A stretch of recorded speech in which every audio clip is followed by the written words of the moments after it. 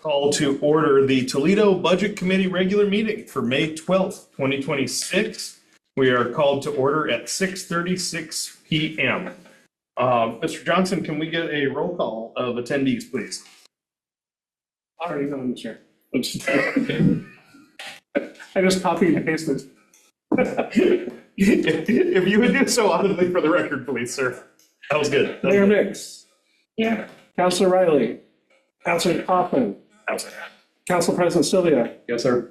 Councilor Burns. Absent. Councilor Keating. Here. Councilor Chambers. Here. Barry Brewster. Absent. Ricky Dyson. Absent. Dakota. Here. Ann. Here. Jonathan. Here. Kim. Here. Stephanie. Here. We have a quorum. Thank you, sir. Committee members, as we discussed during the URA Budget Committee meetings, which again, we have the consent agenda. This is covering Budget Committee minutes from 2024, 2025, the April 7th, 2026 Budget Committee training meeting, and your meeting last week. So that is your consent agenda. And I would entertain a motion to approve if the committee is so inclined. Can I ask a question first? 12. 42, by all means. Mr. Sylvia? Yeah. Did you have an opportunity to review the April 7th and May 5th minutes? Yeah, Okay. I went over them with Paul yesterday. I move to accept the consent agenda. Second. Thank you. We have a motion from Mayor Mix, a second from Councilor Keating to approve the consent agenda. Is there any discussion on the motion? Seeing no discussion, we'll do a voice vote again on this one. All in favor, please say aye. Aye. Any opposed? Thank you. Any abstentions? Seeing none, the motion carries unanimously. Thank you. And now, and I want to state for the official record before I introduce this item, that I expect the discussion of this meeting to take roughly the same amount of time as the last meeting. I second that. Challenge accepted. With that said, we will move into review and discussion of the proposed 2026-2027 operating budget. And I turn to the committee.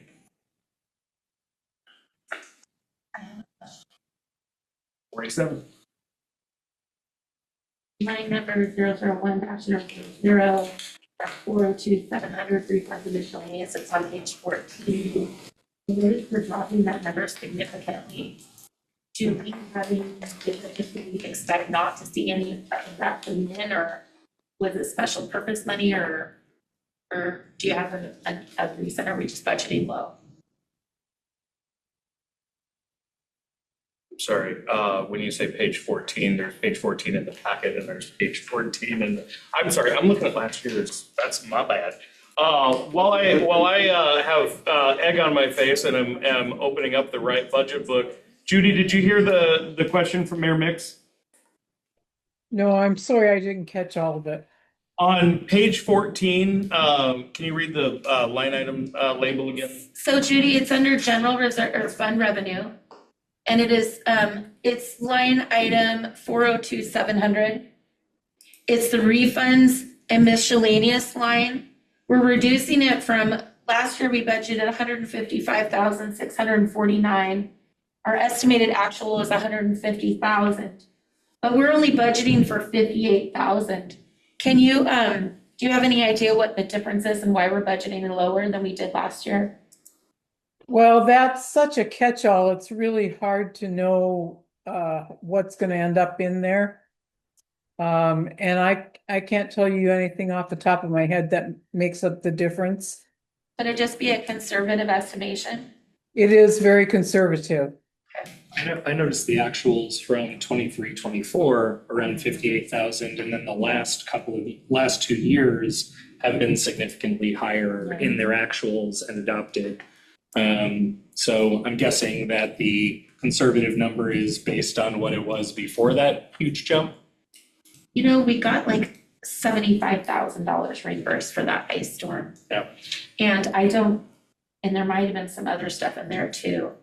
And that's a great example, Mayor Mix, and thank you for covering while I got the correct budget book open. You are exactly right. That is, or when we say refunds, that is primarily where we are acknowledging revenue that comes in from things like FEMA reimbursements, other items, and that varies wildly based on the weather that we experience and unexpected activity during the year.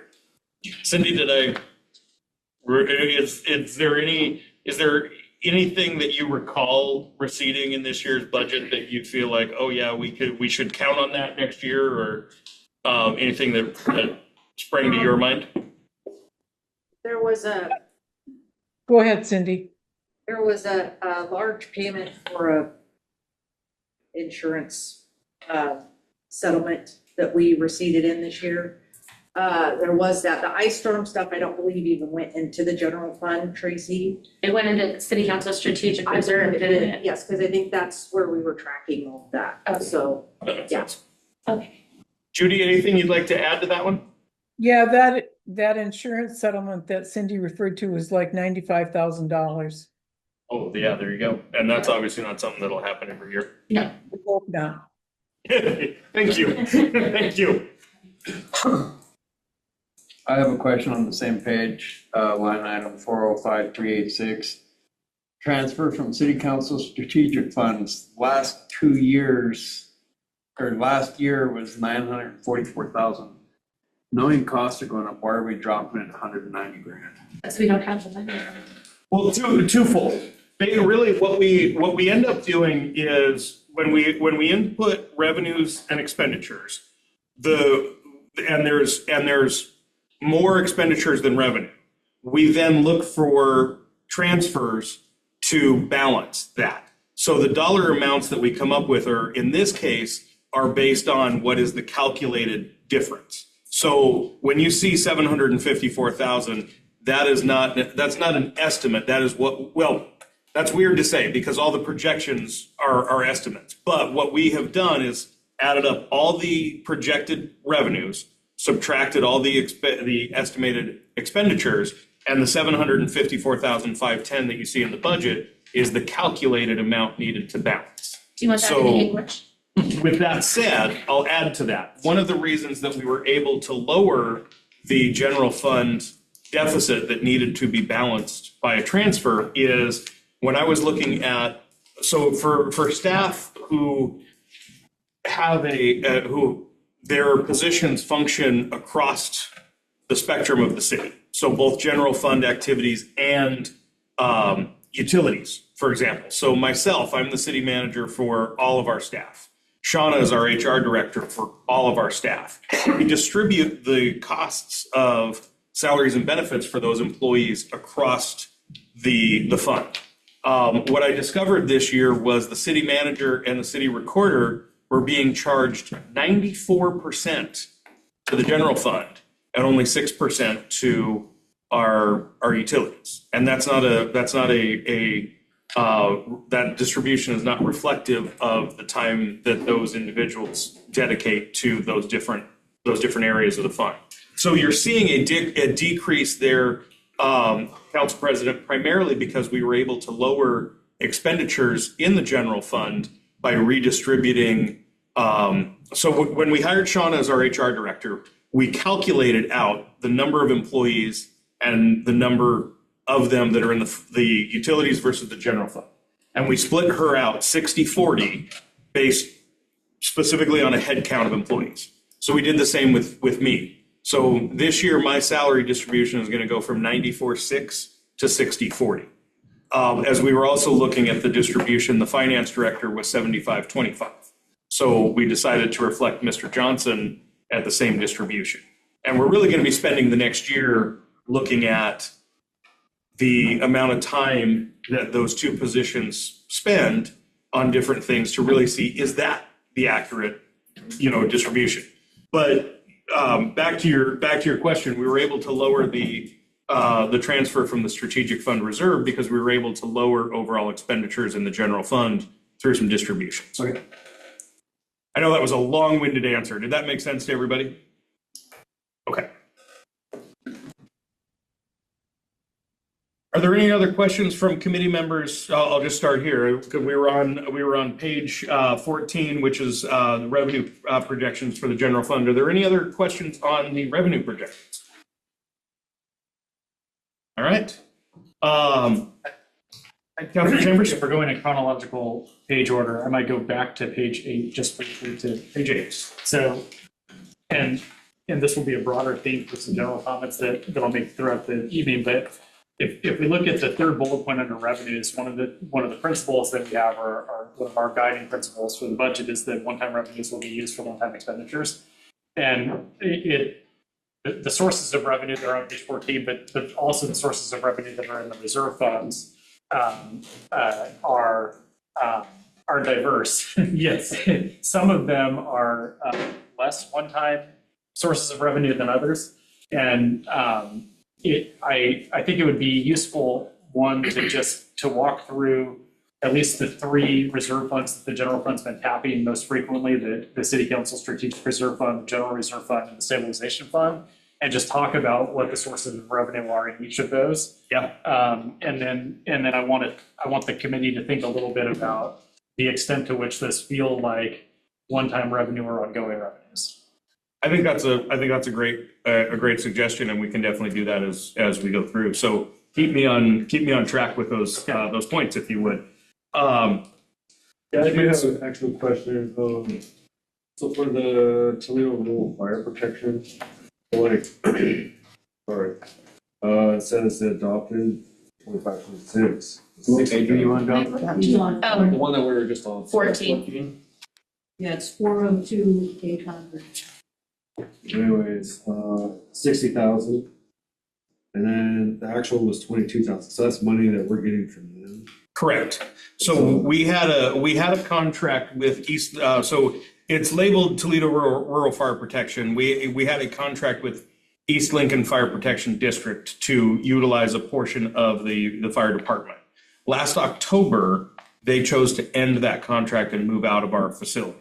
So that's why the projected revenue for the year was 60,000. The actual is down to 22,000. That's why there's no revenue projected in that line item for this year, because we no longer have a contract with that agency.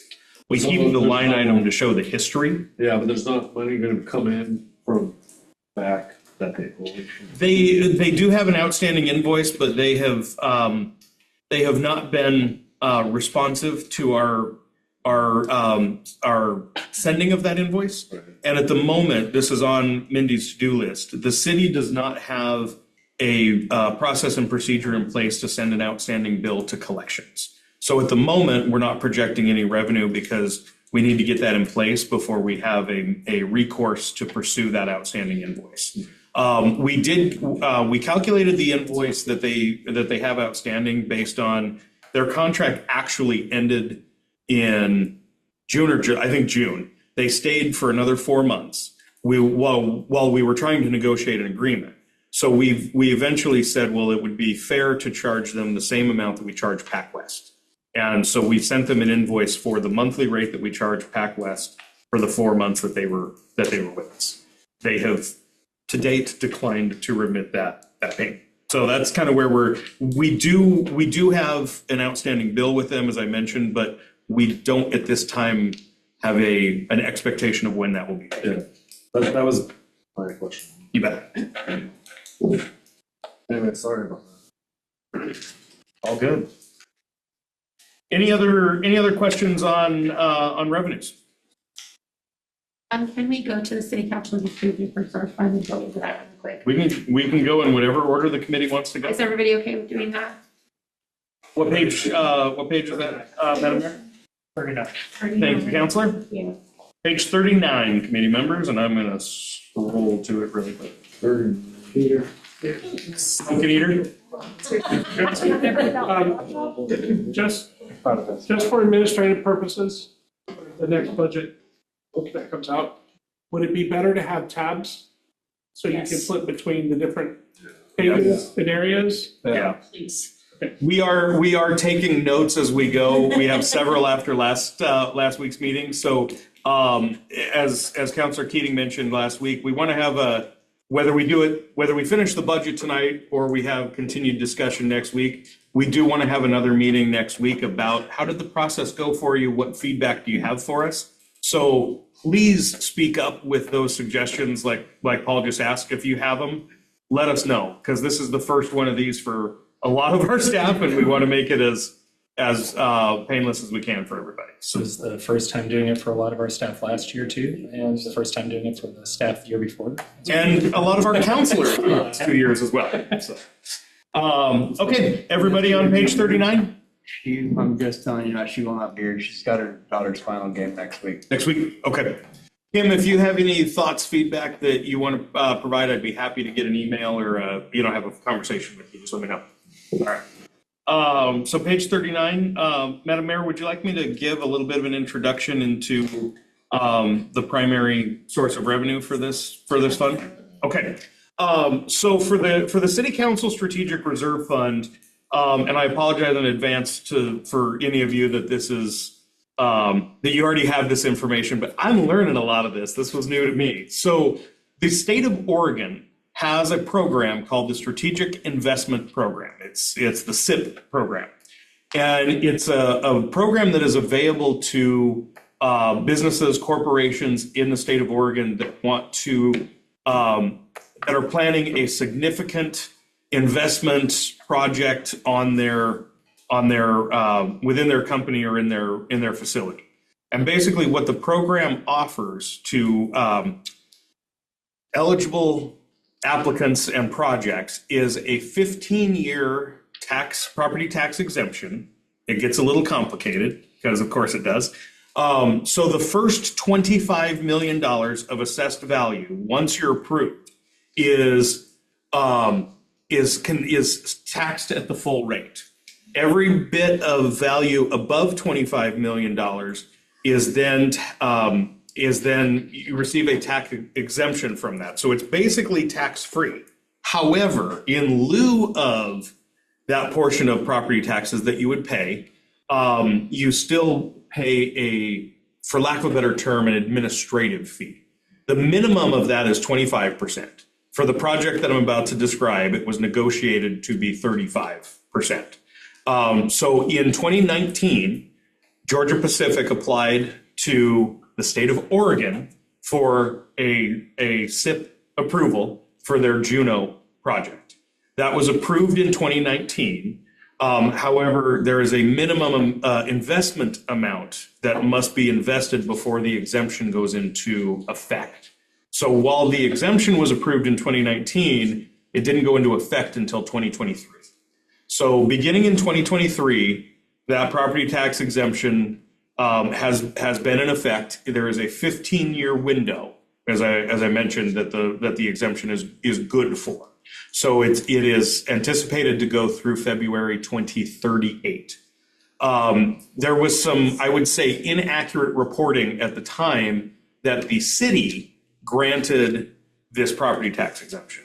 The city has absolutely no power to set property tax rates. So the way a SIP application works is the applicant submits their application to the state of Oregon, through Business Oregon, the state's economic development department.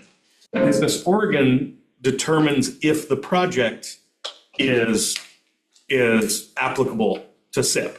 Once the state says, yes, this is an eligible project, it gets referred to the county as the property tax assessment agency to approve the exemption. We as a city, what we agreed to is a fund sharing agreement to ensure that we get our share of that 35% that is still being paid.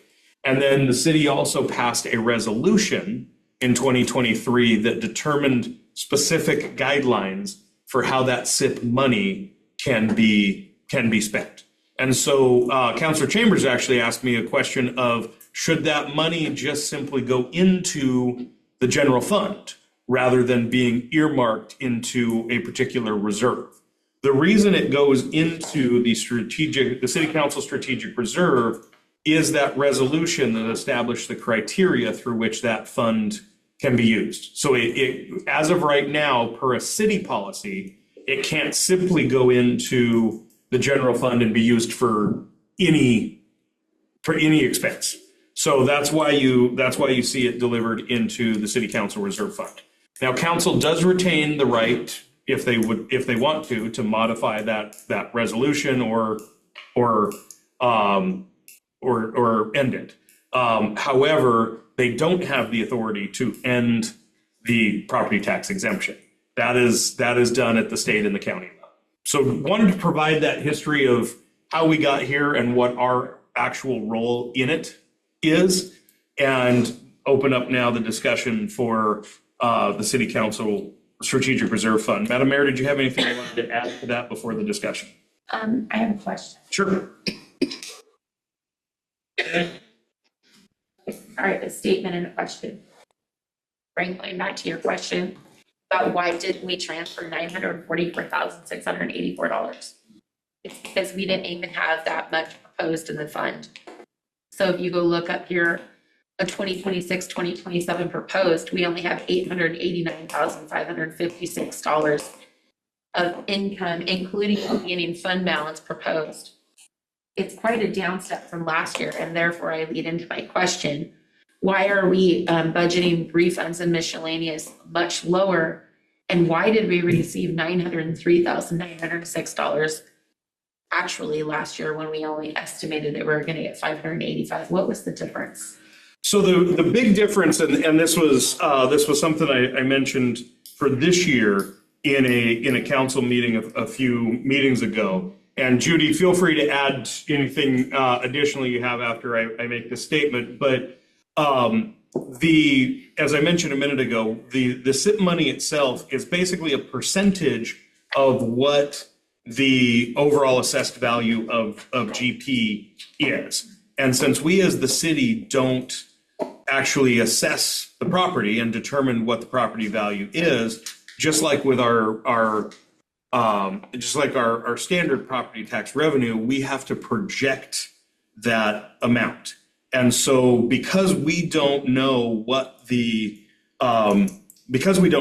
property value itself is going to be, that we would then calculate that 35%, we're projecting SIP revenue in the same manner we are property taxes. And with the economy as it is right now, it's difficult to project a significant increase in property values. So last year we projected $500,000. We got more around 800,000, but that's a dollar amount that the county calculates. So we kept it at 500,000 this year, being especially conservative. And 900,000. I've got $903,906 in our estimated actual when we adopted 585. That's why I was wondering, why was it so much more? I'm sorry. We thought it was going to be 800,000, and then we got a second. You're correct. The 900 is correct. We got a second distribution from the county. Judy, do you have anything more to add to my description there? Yes, Tracy, the difference in the dollar amounts has to do with the supplemental budget that you approved probably about a month ago at your meeting. And we had some extra expenses. Fortunately, we had some extra income come in the SIP fund. And so we had to do the supplemental budget to cover our expenses. I do remember that. Okay, Yeah. thank you. So Yes. Judy, in the City Council Strategic Reserve Fund, Tracy was asking about refunds and miscellaneous earlier in the general fund the general fund revenues. Is it a similar classification for the Strategic Reserve Fund in what refunds and miscellaneous reflects for revenue? Yeah, that's where we estimate the SIP money to go, is in the refunds and miscellaneous. Perfect, thank you. Just so a couple other questions on this one. I sent some questions to Rich earlier today. I don't know when. You sent them yesterday, I responded today. Yeah, Go ahead. I'll mash them up. It's a flat circle, my friend. Which is helpful, and so I'll talk through some of that. But so the the SIP applies to a specific investment. So in this case, it was the Juno project. So it's not the mill's general assessed value. It's specific to the project. And some of the questions I was asking Rich earlier were, when does this expire? How confident are we that the community service fee is a calculation of, it's a percentage of the abated taxes. And so as soon as they start, an industrial valuation is different than like valuing a home. Like a home is sitting there and the infrastructure is there and it has value. And whether or not it has a tenant, we're going to collect property taxes from it. Yep. Industrial taxation, you move the equipment off site and there's nothing to tax. And so some of the questions I was asking was how confident are we in our conversations with the state or with the county that as we move forward, not even just into the next fiscal year, but into the fiscal years between now and 2038, that the community service fee will continue to be a significant source of revenue. Because it's the only thing that's balancing the budget right now.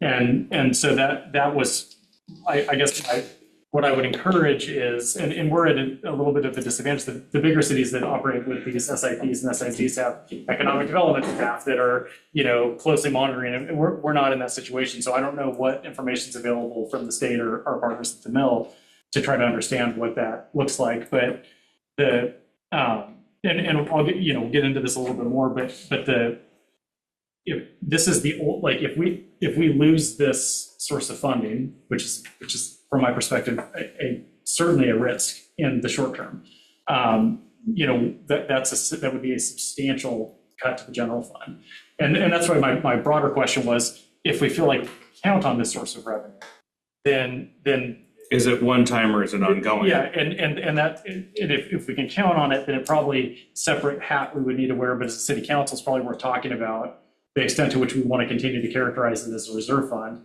and the extent to which we're recognizing it as a predictable, form of general fund revenue.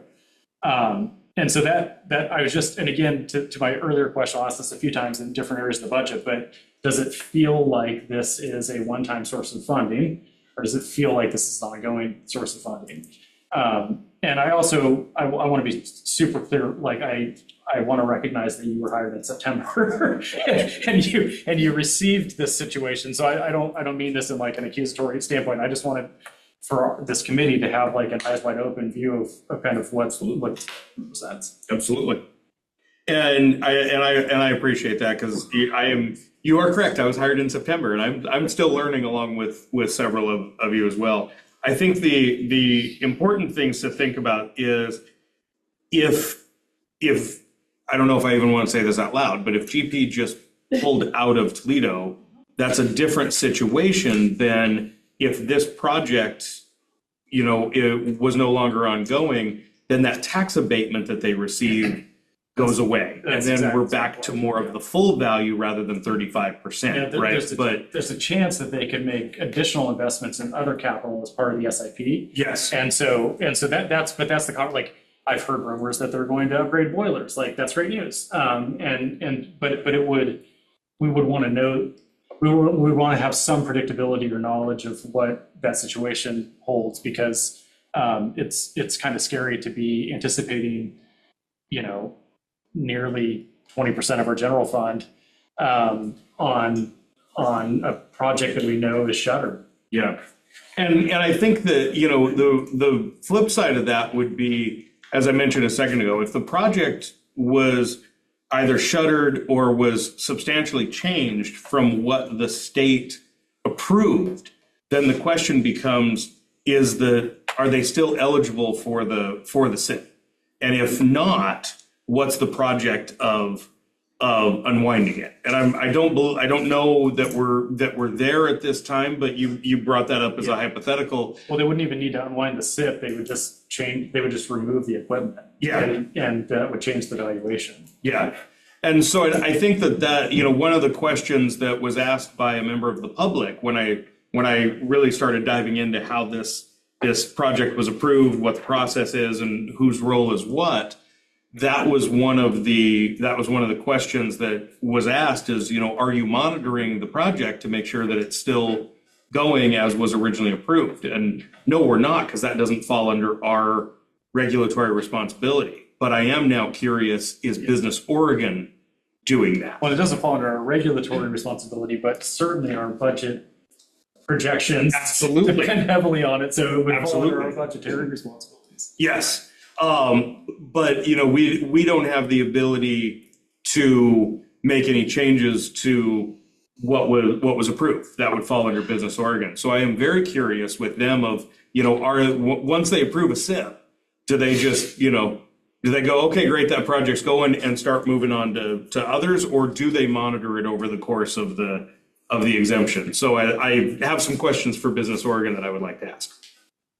I would like to acknowledge what Eric's concerns are. He went from using, back in 23, 24, we only transferred 200,000 of our city council strategic reserve to the general fund. That's all that we had to do. I mean, I don't know that we needed to do that much back then. But then 24, 25 hit, 25, 26, we had to put in almost $1 million Yep. of our city council strategic reserve because there was no other way to balance our budget. And we're in a very similar position this year. We have no reserves. So this money is being very much dependent on, and if it's not there, then what do we do? And as I mentioned last week when I read I can now say way too long budget message that I wrote after I had to read it into the record. But one of the things that I did acknowledge in that message is not only are our cost of living adjustments, they were negotiated and I think it's very important to remember that they are in line with the consumer price index. So when I say what I'm about to say next, it's not in any way not what they should be. But our COLAs are projected at 4%. Property taxes increase annually by 3%. So just our increase in wages is at a percentage higher than our revenues. And then we're also looking at significant increases to our insurance premiums, to several of the expenses of maintaining the workforce that we have. And our workforce is very lean for a city this size, and delivering the services to the community. And so, to Mayor Mix's point, the only way to at this time to balance the budget is a transfer from the strategic reserve fund. But we're also at a point where there's not a lot of fat on the bone to cut in order to not have that transfer at the moment. So we really do, over the course of the next year, need to be looking at efficiencies and potential revenue sources. And one of the first steps was looking, as I mentioned earlier, at the distribution of salaries and finding opportunities to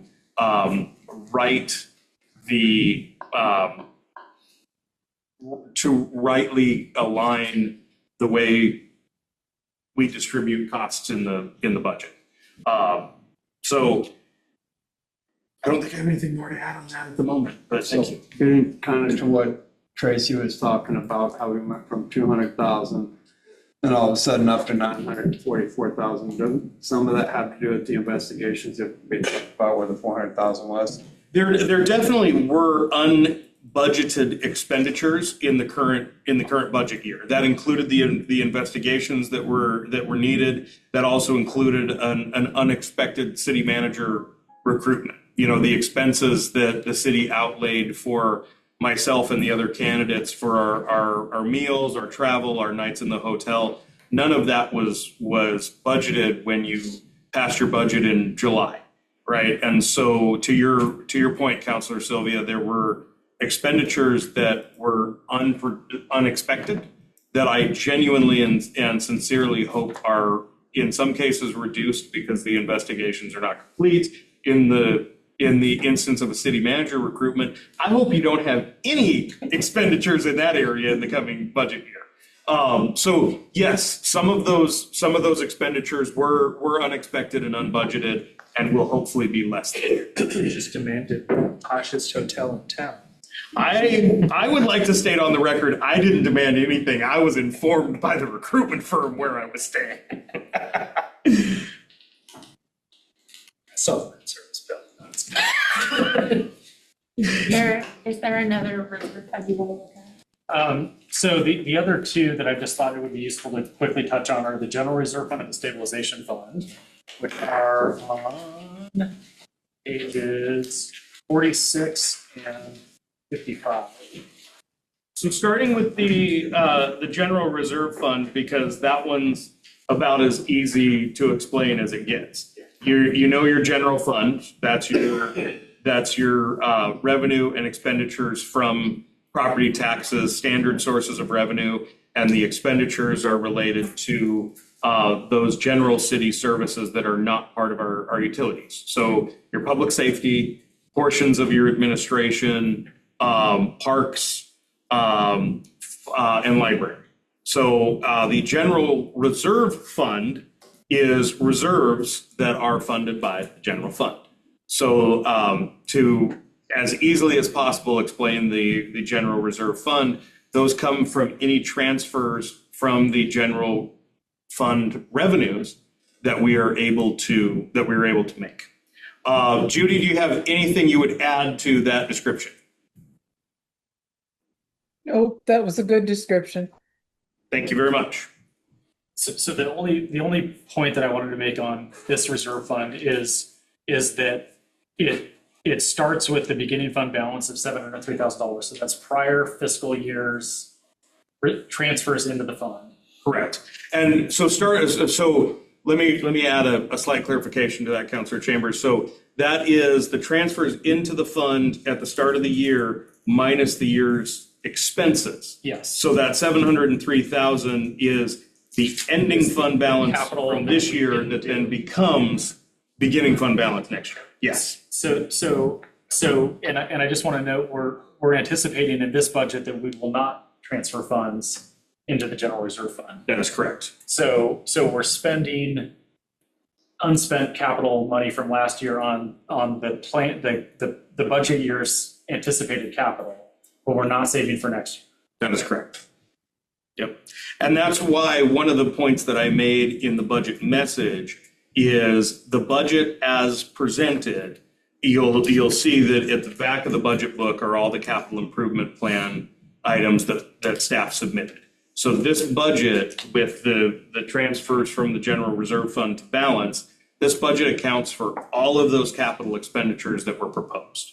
With that said, as we go into the year, as we've mentioned a couple times in discussion tonight, we have budgeted very conservatively in terms of our revenue projections, but we'll be continuing to monitor those throughout the year. If they start to come in less than budgeted, God forbid, we'll start to look at what capital projects can be delayed in order to not put us further into deficit. Because you're right, we are not in a position at the moment to save any more for the next budget. Well, I'm not concerned about our ability to deliver our capital plan with this revenue this year. Yep. I'm concerned that then we don't have a source of revenue for capital in the future because we're spending it on the general fund side. Absolutely. And so by breaking the relationship between funding capital and spending capital in the same budget, this is the last time we get to do that. I'm just trying to again get a realistic picture of what this represents for where we are from, because we cannot do this one more year. Mm-hmm. Now, with that said, just for example, police department equipment, the proposed $100,000 there, that is, we had adopted 160 for this year. We're projecting 55 in expenditures. So again, we're being a little conservative in what we're putting in there. But really what you're seeing there is that previous fund level, the 160 minus this year's expenses. So that 100,000 is a good example of really what's left in the fund after this year. We may or may not end up spending $100,000. What the budget is reflecting is what we have available. So this year we had a couple of projects that came to our attention at the police station. It needed an HVAC replacement. It needed repaving of the back parking lot. So there were some projects that we were able to say that wasn't necessarily a CIP that was put in, but this needs to be done. Let's address it out of the reserve fund. So in this particular case, that $100,000, just using police as an example, what this budget really reflects is how much is left to be spent in that reserve fund. You It don't doesn't, appropriate it, you can't use it if you need it, but you don't anticipate needing it all, so there will probably be a beginning fund of some sort. exactly. Yep. Judy, was that an accurate statement? Well, and the other thing is that we're required to have our revenues and expenditures equal. So you go ahead and budget everything like you're going to spend it, but that doesn't necessarily mean you will. Does that make sense? Yes. It does. I speak for myself when I say that. Does that make sense to everybody around the table? You spoke for me too. Oh, very good. Thank you. John. Jonathan? Okay, well, so I have a question about the parks. So like we've been, at the planning commission, we've been talking about stuff. Mhm. And so I was just curious if there's any plans to update any equipment or anything like that, if that's gonna come out here or if that will come out somewhere else. So for example, this year at, is it Maple Street, Brian? Maple Street Park? So this year we were able to acquire the parks equipment from the ARC Center at a discounted cost versus its appraised value. And that equipment, once we secure it, is going to go to Maple Street Park to replace some very outdated equipment up there. That expenditure came out of this line item. So to your point, I don't know that we have at the moment a specific plan for what projects in parks will be done next year, but oftentimes we come up with things throughout the year as our staff is kind of figuring out that would come out of this cost center. So we have $42,000 estimated expenditures currently at the end of this year, which would zero out this particular line item. We'll have to see if we do fully expend all of that 42,000 to see how much is left next year that could be spent. So you can't take a little bit, say like from the fire department or something? We could, because it is all general fund reserve, but I see Chief Lapoff hiding his facial expression behind his hand when you propose that. I don't think it would be very popular. Yeah, it's not best practice. I'm just saying the fire department could be, you know. Well, I was, when you Sure. said that, I was looking at the one up above, there's nothing there to take, but if indeed there was some to take, the property maintenance equipment line item might be more appropriate. Ms. Holman? I just Don't wanted to apologize, mention please. that also in the building and property reserve, there is a line for parks with $20,000 that's being proposed there. Oh, absolutely. you. Thank you. Page before. So the one page up above is the building and property reserve. So there's general fund reserve that can be used for equipment and general expenses. And then there's a separate reserve that is specifically for building and property. Okay, I see. And so that is page 45. And thank you very much for the reminder, Cindy. We do have a parks line item with $20,000 in it for under building and property. And it's my understanding that part of the reasoning for doing the parks plan that we're working on right now is so that we would be more eligible for grants.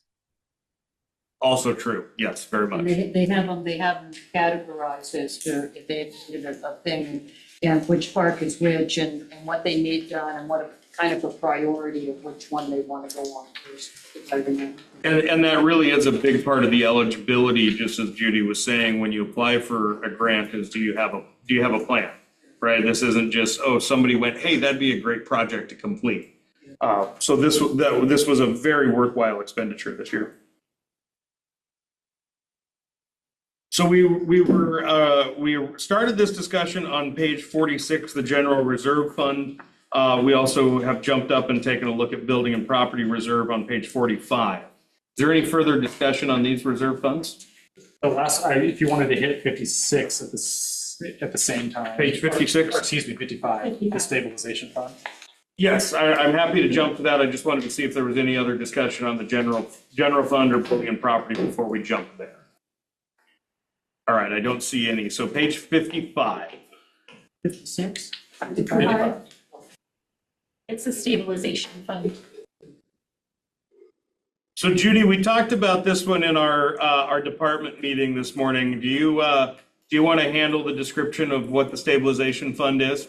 Sure. I wish that this is the one time when I wish that Rod was present because he could tell you, I'm sure he recalls when this was set up, but the best that I can do for my recollection is that the stabilization fund came into being because the city got some kind of a one-time money payment, and being prudent investors and knowing that the PERS fund is notoriously underfunded and expecting that someday we would have to pay our share, they put this money in a stabilization fund and basically set it aside for a time when we might use it.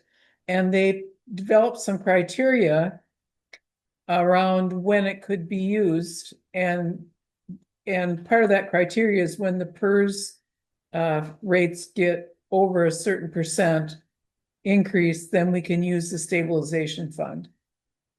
And so the stabilization fund is really not self-fulfilling. It's a one-time thing. It does earn interest, but there's not more money coming into it. So I just wanted to flag this one for the same reason that I flagged the other ones, which is to make the point that this is revenue that we can count on for $362,000 more of value, and then we're done counting on it. And so as we think about carrying forward those general fund expenses into future year operating budgets, you know, this is part of the hole that we've dug into. Yep. And Judy, would you say it's accurate that as you were describing that background, and that it was, you know, set aside initially for when we saw a big increase in PERS percentages? Would it be accurate to say that we haven't seen that yet? Well, we have used, yes, we did have a pretty hefty increase last year. Okay. And we pay the same rate for 2 years. But we didn't actually spend it. Judy, we budgeted 305,288, but we spent none of it. Except employee appreciation and insurance. We didn't actually put in that big chunk of money. Do you see what I'm talking about? So Judy, this is 608,600. Yeah, it was part of our adopted budget, but we didn't actually have to turn it into PERS. So, but the other thing that we have done with this stabilization fund since I've been with the city is several years ago, PERS allowed us to set up a side account and put money in there, and they gave a 25% match on our dollars, and that helped to bring our yearly expenses down because it reduced our unfunded liability.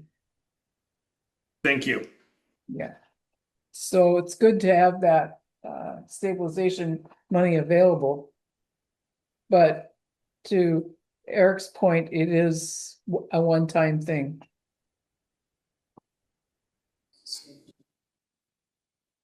It's a safety net that if the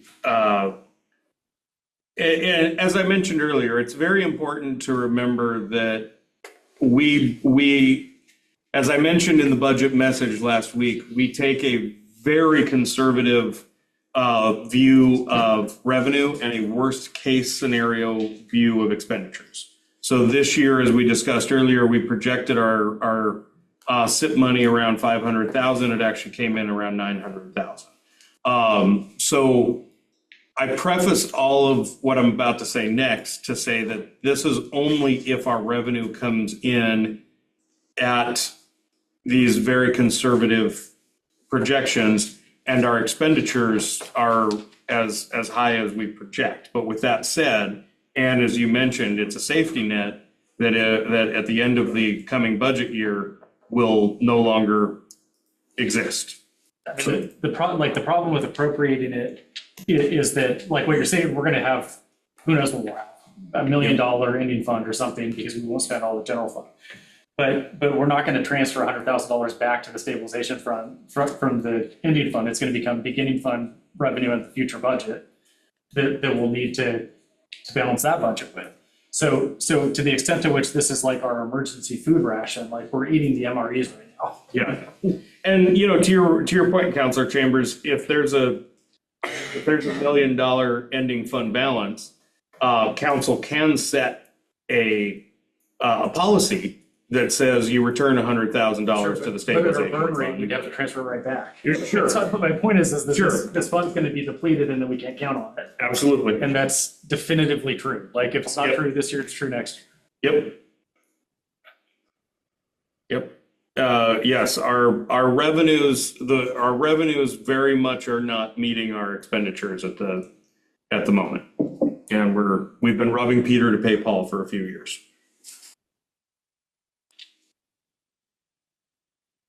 Unfortunately seems to be true in most instances. In most industries, you know, it's very much something that my colleagues across the Northwest are experiencing, but it's not just the public sector either. It's what I'm seeing in nonprofits I work with, all the businesses I work with. But it's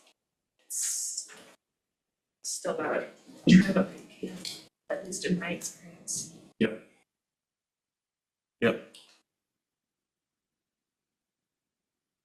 Any further discussion on the stabilization fund? I do have a question. So do we have to spend it all? Like, do we have? No, you have to spend it. You have to have it allocated. You don't have to spend it, but you have to have it allocated. So we have to say we're gonna spend it, but we don't actually have to spend it. So there is a Just so it possibility there zeroes might be a out. few thousand left in this fund. There is a possibility, yes. The only money that won't be is the $100,000 transfer to the general fund. That's gone. Yeah. Sure. Yeah, but you know, to Judy's point, last year we budgeted 305,000 for PERS, didn't end up having to spend it. This year we're budgeting 207,000 for that. We will see what bill we get from PERS. So we do have to, if any, so to the mayor's point, we do have to allocate it. Whether we spend it will depend on a lot of factors. So on the next page over real quick, can you remind me why we're transferring $100,000 into the public safety remodel again? I know I asked you this question before, because page 56. Public safety building remodel fund transfer from URA $100,000. So we are planning to go back to the state legislature in January to ask for continued funding for the public safety building. The main consideration here with this transfer is that we all know costs for everything are rising right now. And the last estimate, so when the city went to the legislature in January of 25 and asked for funding for that building, it requested 5.3 million. And at the time, that was the expected cost of the project. When we last year went through the process of refining the proposal and coming up with an updated cost estimate, that cost estimate had increased. But we were still only looking at a request to the state of 5.3 million. This coming year, we're likely currently projecting that we would ask for the same 5.3 million, but project costs are continuing to go up. So we're continuing the proposal to transfer money into that fund to help make up the balance. And again, as you mentioned a moment ago, Council President, that money is coming from the Urban Renewal Agency. So it's not it's not money coming out of the general fund. It's not $100,000 that, gee, if we don't do this transfer, then that could go to the stabilization fund to make up for that 100,000. That would be nice. Unfortunately, that's not possible. But we are continuing to build that nest egg in that particular reserve fund in the hopes that when we do get an allocation from the state, that we have a pot of money that we can help make up the difference between what we're awarded and what the actual cost of the project would be. Just a fun little fact. Mm-hmm. I just added up the actual cost for the construction cost and plus the proposed for this year, and it would be 1.6 million that we put into that. And that's a little bit over what the difference between the 5.3 million and the estimated cost of the floor plan that council chose to earlier this year to direct me to submit as our planned design for that project when we went to the state. So that 1.6 million is right in the ballpark of what we would actually need if we continued with that proposed plan and got the amount that we're planning on asking the state for. I think what you're saying is that the 2024, 25 actuals and the 25, 26 estimated actuals combined equal 6 with the 236 for this year.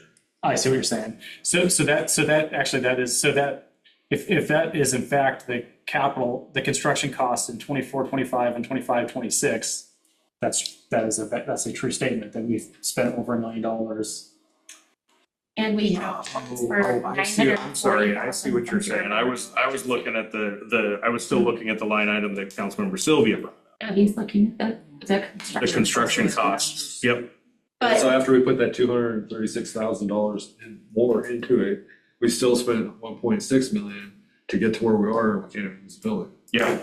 that's true. That is an A accurate portion of statement. that came from the Urban Renewal Agency, which I is, was just saying that's a lot of money to have into a building that you can use. that's true. You are not wrong with that, Mr. Mix. And that doesn't count the cost of acquiring. The acquisition initially. Yep. The building when it was acquired needed a lot of internal work just for us to be able to step foot inside it.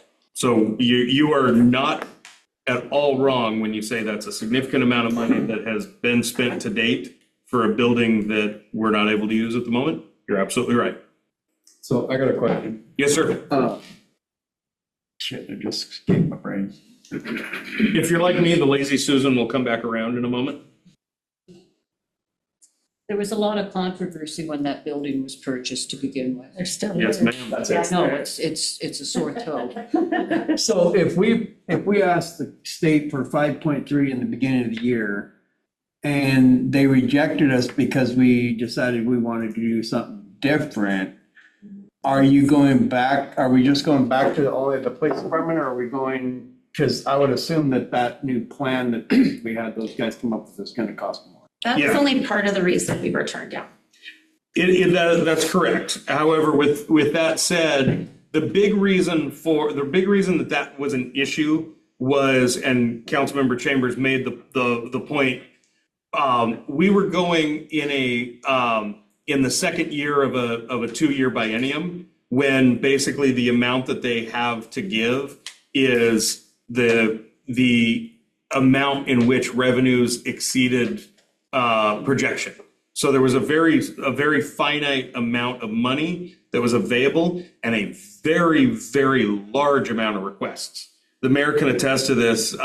She and Chief Pace and I sat in his office waiting to give our online testimony. We sat there for about 2 hours waiting for our 2 minutes to speak. And that tells you the number of projects that were being requested. We weren't even the last ones. And so the pool of money was this big, the amount of requests were this big. So they were looking for any reason to eliminate a project.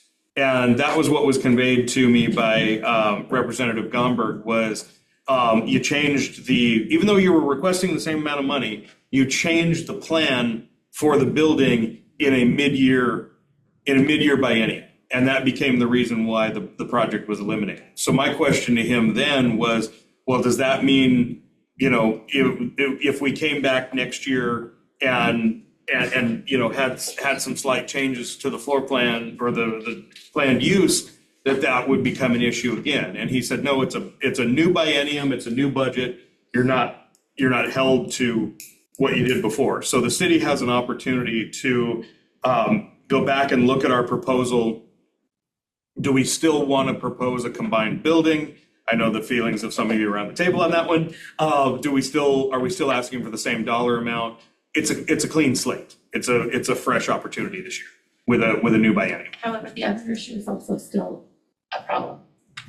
So one of the things that Goldberg told me was that part of the problem was that we have two other entities within Toledo that the legislature sees as part of the city of Toledo, even though they're not, the port and the pool district, and they both have ongoing projects with monies that they've already gotten that have not been completed. So from their perspective, when they're looking out giving more money and they have this big pool of people, all these very deserving projects, they're like, listen, you haven't finished spending the last money we gave you. Yeah. And so that was part of the optic. And as I prepare my 2 minutes of spiel this year, I think that will definitely be something that I'll want to focus on, is quickly introduce myself. Here's where I'm from. Here's the project I'm speaking about. I just want to stress that we are the city of Toledo. We are not the port, not the pool district. We are an entirely separate entity. We have not received state funding in a number of years, but this project is ready to go. I think it might be useful so, in a past life, I advocated for money from the same source of revenue for city projects in a different city. And this idea that there's an objective criteria for projects is completely Doesn't exist. It's just absolutely not the case. It is a political process. There's no scoring of applications. There's no grant application process. The only form you fill out has maybe that much room for actual copy on it. Name, organization, title of project. So the suggestion that like the legislature is exercising prejudice for or against a project for any of these stated reasons might be more of a suggestion of the messenger's perspective about it than the legislature's perspective about it. Very true. So if there's work to be done, it's probably with Representative Donberg and Senator Anderson about, what we're trying to do. More so than, the politics are as simple as like, he's the longest tenured member of the House of Representatives and is the president pro tem and co-chairs this specific subcommittee. So if he wants it, relative to what he can get from the, for his district, like he's got to parse these out. But at the end of the day, leadership's going to give him like a number and he's going to tell him which projects are on the list. Yep. So that, I take a little bit of like offense on the pool hasn't finished the project because the pool got half as much as they asked for and it was never enough to build a building. Yeah. And so they're trying to figure out, can they buy a roof with it? Can they repair the bowl? Like what can they do with the money that's available? And that's a different process than like, can we complete a project? And I think that's a very spectacular point because, if we ask for 5.3 million and we get anything less than that, but especially if it's half of it, then we have to figure out, okay, do we value engineer the project? Do we try to fill the gap with our URA funds?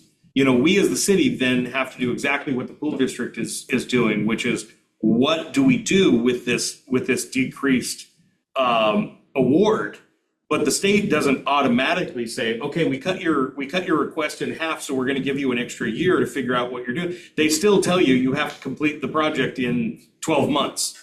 And you can go back and ask for an extension later, but that is a great point. And then to potentially have that used against you, especially when it's a different agency, it's frustrating. Well, and I'd like to add something else. Our pool district has been incredible because one of the problems that arose from that, I sat in a meeting where promises were made by a particular individual in city government that later had to be walked back.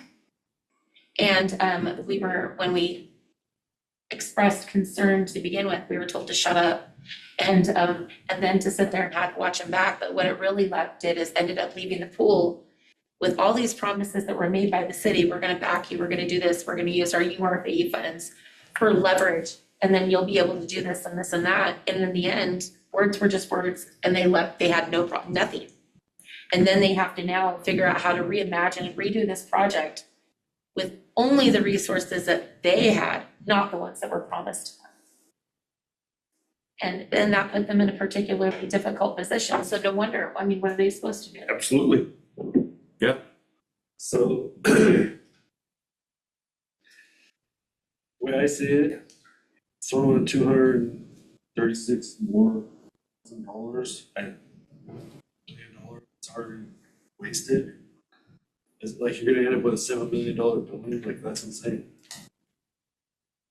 Well, There's no way that's gonna be that bad. At the moment, to the point that Mayor Mix made a minute ago about you have to have the money allocated, at this point, we don't have a specific, and I don't use this phrase officially, but we don't have a specific punch list of items and projects that we plan to complete next year. We need to allocate the money if it's in this particular line item or somewhere else.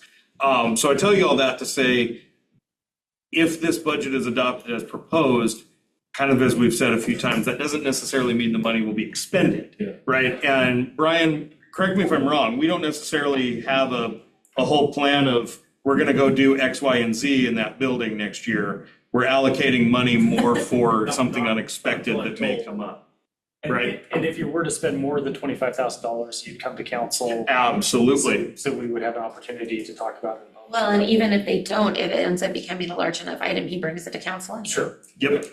And the reason Eric mentioned 25,000 is that's my non-council threshold. But with that said, I would look at this for at least the coming budget year as an emergency fund. I hesitate to even say this out loud, but God forbid a water pipe bursts in the building, something like that.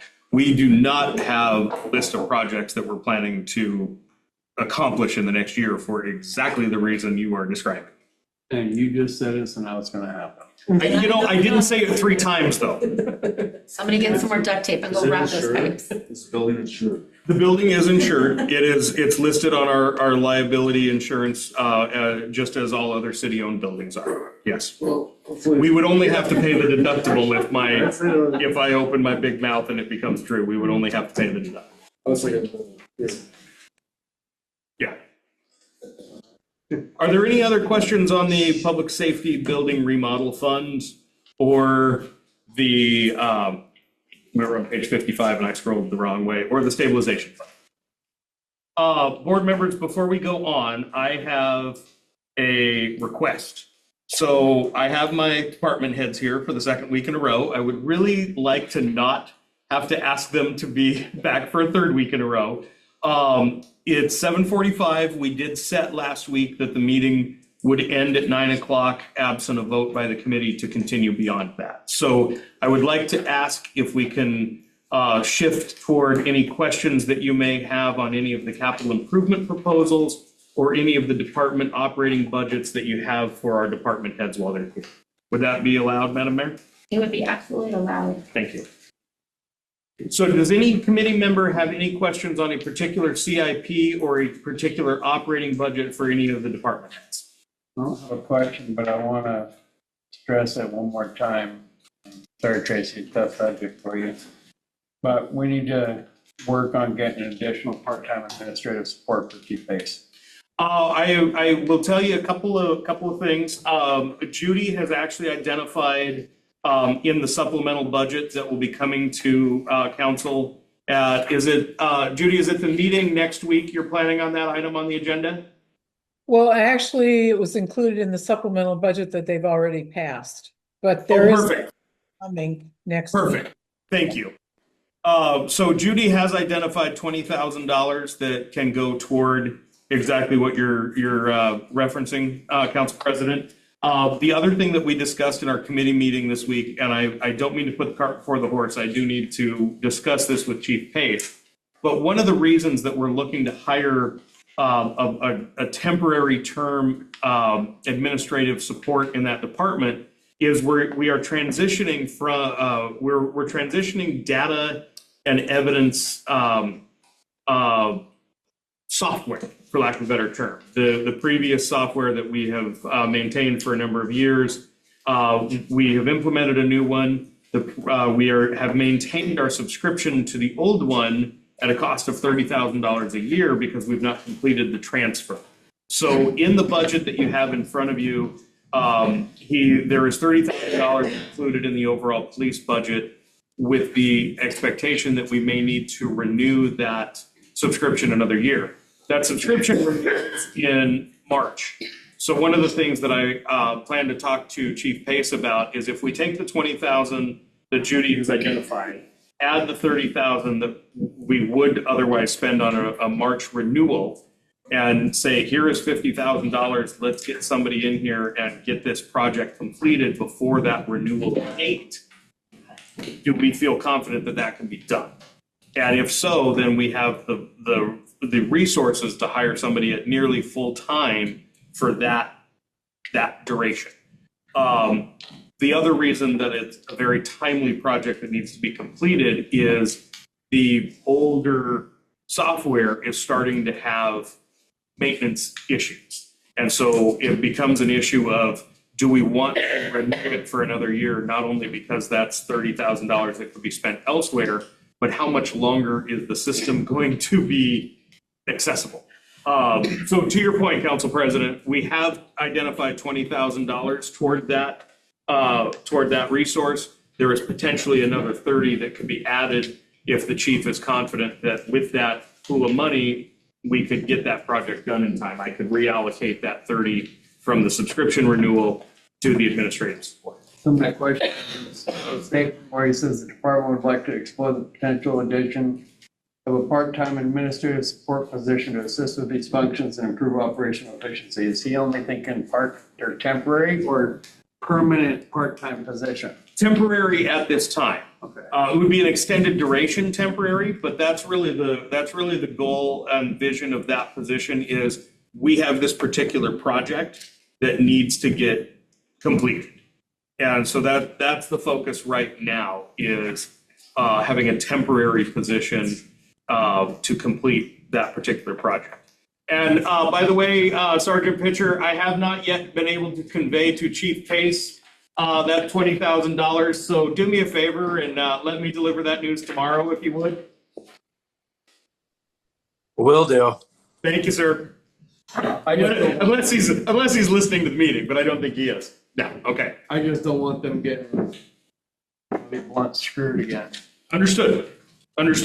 I've had multiple conversations with the chief about what he's envisioning, and he is also aware of the status of the budget and the upside down nature. So he's understanding that it would be difficult to add a permanent FTE at this time, but so that's where the conversation really started as, hey, we have this big project that we need to complete. Is there an opportunity to look at a temporary hire? You bet. With that, I would like to have everybody move to the water revenue page 33. 33. And I'm gonna start there and walk you through this. On the top of page, let me know when you're problem. Everybody there? Yeah. Okay, on the top of page 33, on the beginning fund balance, sorry, it's wrong. So where the beginning fund balance comes from is if you guys go look at 35. At 2025 and 2026 estimated actuals, you go down to the bottom of the page. The beginning fund balance comes from taking the water fund revenue minus the water fund expenditures of that period, and we have a balance left over $560,300. That is our beginning fund balance. Unfortunately, somebody just picked it up off of the wrong line on the wrong page. So instead of $600,266, that should be $560,300. That's a good catch, Tracy. I'm sorry for that error. You trained me well, Judy. I thought you put that in there on purpose. No, I didn't. Correct number? Okay, the correct number is $560,300. You totally put that in purposefully as a test of Tracy's line item review, right, Judy? Well, she sure passed. A plus. Thank you. So the correction for this, unless somebody has an issue with it, is I would like to reduce line 0120000-400-100. It needs change to $560,300. That is a reduction of $39,966. And I believe that the balancing entry should be to 012-125-640-100, which is on page 35, and that is the contingency line item. And I would like to see that reduced from $137,007 to $97,041. And if we do that, that is going to balance our water fund revenue. Our water fund revenue will $2,199,350, and our expenses will balance the same. Cindy, Mindy, are you tracking? Excellent. Okay. Thank you both. Did everybody follow that? Yeah. No? Generally, I followed it, I just Okay. didn't write it all down. So what happens is, since our budget has to be balanced, our beginning fund balance was actually $39,966 less than was anticipated. So what we have to do is we have to correspondingly reduce the expenses in that category, the expenditures. The best item to do that in is contingency out of the water distribution expenditures. So that's where we reduce it. We reduce the income, reduce the expenditures, and it nets out. So do we get a reprint then? No, Can that be stated in the form of a motion, please? okay, I will. Oh, thank you very much for the reminder, Judy. Madam Mayor, before you do, I would like to remind the committee that any alterations to the numbers that you see need to be done individually as a motion. And then at the end of the meeting, if the committee so chooses tonight, there would be a motion to approve the budget as amended. So we'll do any individual revisions that you identify as an individual motion. With that, Madam Mayor. so is this two separate motions No, for changing one. in both places, or is it one motion to correct both? You can do it as one motion to correct all around for in this case. Yep, Madam Mayor. Okay, so the motion is, I move to amend the water revenue and expenditures as follows. I would move to reduce the line item 012-000-400-100 to $560,300. And the corresponding expenditure motion change, I move to be 012-125-640-100. And I move to change that to $97,041. Second. Thank you both very much. There has been a motion by Mayor Mix, a second by Council Member Keating to affect the change to the water revenues and the water distribution expenses as described. She forgot the total at the bottom from 2,239,000 to 2,199,000. Madam Mayor, would you like to add that to your motion? Yes. Because that's another line that's changed. That is a line, well, there's more than that line item's changed, but, this motion will change the water fund revenue to $2,199,350, and the corresponding water fund expenditures will match at $2,199,350. Councilor Keating, do you second the motion as amended? Yes, I do. Yes, sir. Thank you very much. Is there any discussion on the motion? Hearing no discussion. Thank you very much, Mr. Johnson. Is there any public comment in the room from the nobody in the seats? Hearing no public comment from the room, Mr. Johnson, anybody online? Other than the 40 seat. Thank you very much. Seeing no public comment, we will move to a vote on the motion as made and seconded. Mr. Johnson, a roll call, please. Stephanie? Yes. I'm a little hard of hearing, so I apologize. Tim? Yes. Jonathan? Yeah. Karen? Yeah. Dakota? Yes. Ricky's gone, Barry's gone, Counselor Chambers, Yes. Counselor Burns is gone, Council President Sylvia, Yes, sir. Counselor Coughlin's gone, Counselor Riley's gone. Counselor Keating, Yes. Mayor Mix. Yes, I did still have a follow-up question. absolutely. By all means. I can't write that quickly, all these numbers. So is this going to be reflected in the minutes? Yes, this will be reflected in the minutes. As long as it's reflected in the minutes. Or there, you can Okay, change them that- and just hand it back. Okay. No, if we're gonna come here and do these numbers, I'd just like to have. Absolutely. Oh, totally. And you know what, my Yes. husband wrote them down, so I can copy out his later. Okay, thank you. All right, so that motion passed unanimously. Thank you all. Well, we're on water. I did have one question. Sure.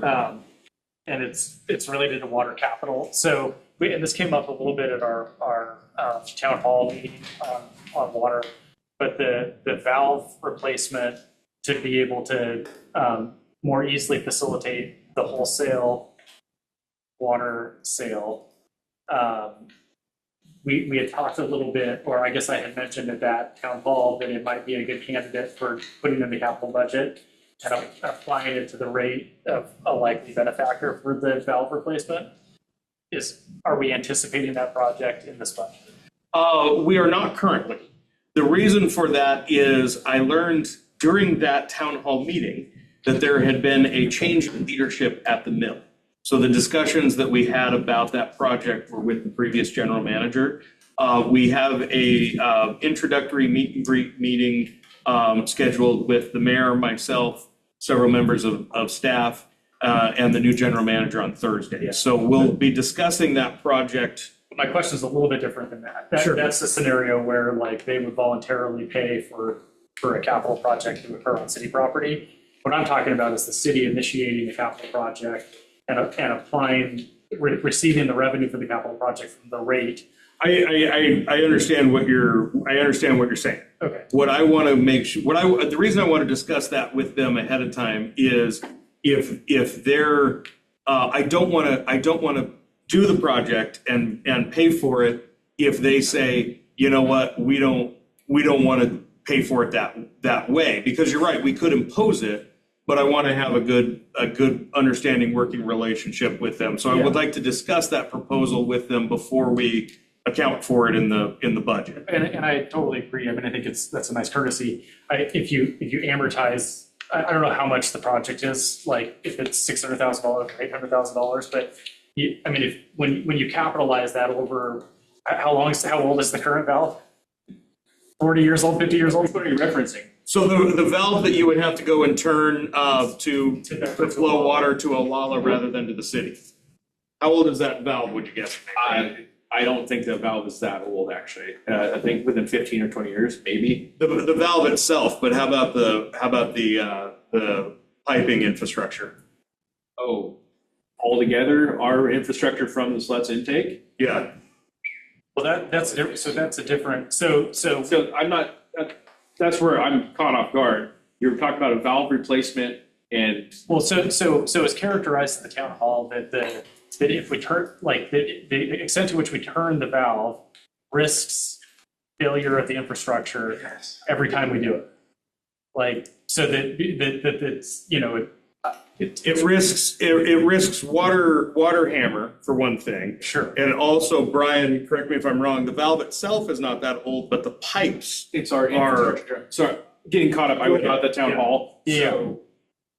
So it's What you're talking about is not just the valve; it's the entire infrastructure altogether. So the city relies on for water delivery to our plant. Yeah. Okay. So the concern that we have, Counselor, is if every time we go and turn that valve, if we're doing it twice a day, right, then the risk of water hammer and damage, not specifically to the valve, but to the pipes, and then it could damage the pipes that flow the water to our water treatment, and thus have negative impact not only to Olalla but to the city. That's a much more serious issue and more alarming issue than the extent to which we can sell wholesale water. Yes. So Brian, really quick, and I apologize, Counselor, to interrupt you. I just wanted to, Brian, you were absent from the town hall. One of the proposals that Counselor Chambers made, because we had talked with GP about replacing our current valve with one that would allow us to pump water to both Alala and the city at the same time. And GP had expressed a willingness to pay for that project, depending on an agreement between us and them. A recommendation that Councilor Chambers made at the workshop meeting was, rather than necessarily them having to write the check, we create a water rate that would be specific to GP, and the new revenue from that rate would basically repay the cost of the project over a period of time. Interesting. Yeah. But if that specific piece of infrastructure is not the problem, then that's a different situation. But that also makes, maybe at council, we need to talk about that line in general. Yeah, there's a couple carts that are going in front of the horse on this. Because Yes. that's a much The conversation was it was really spitballing, ideas at the time of how to address not only if, GP, for example, with their junior water rates, if we entered into a period of curtailment and they weren't able to pump, we were talking about how to, if possible, be able to provide water to them while still meeting the city's needs. That also led into a discussion of what happens if the city of Siletz, even as their water rates are impacted. Could we look at, infrastructure that would allow us to pump water to the city of Siletz as well? So The second purpose of that question, though, is on back on the water revenue page on 33. We're anticipating $1.6 million in water sales revenue. And so I wanted level set on the extent to which we can deliver on that number. You look at some past years, we've got, we exceeded that, or we believe we'll exceed that in the current fiscal year, but we haven't in any of the prior three. And if we have a known impediment for our most likely customer.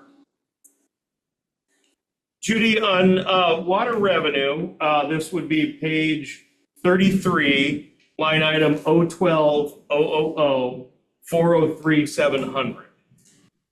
Is the sale of water, that's not limited to just what we would sell wholesale. That is all sale of water throughout the city for the year. Is that correct? Yes, except we have a separate category for Seal Rock if we happen to sell them water. And we have haulable water. That's the water that people come and get from us. Yeah, and it's an individual coming with their tank. That 1.6 just represents the rate increase that we just made, or that we're going to make. So that correct that works.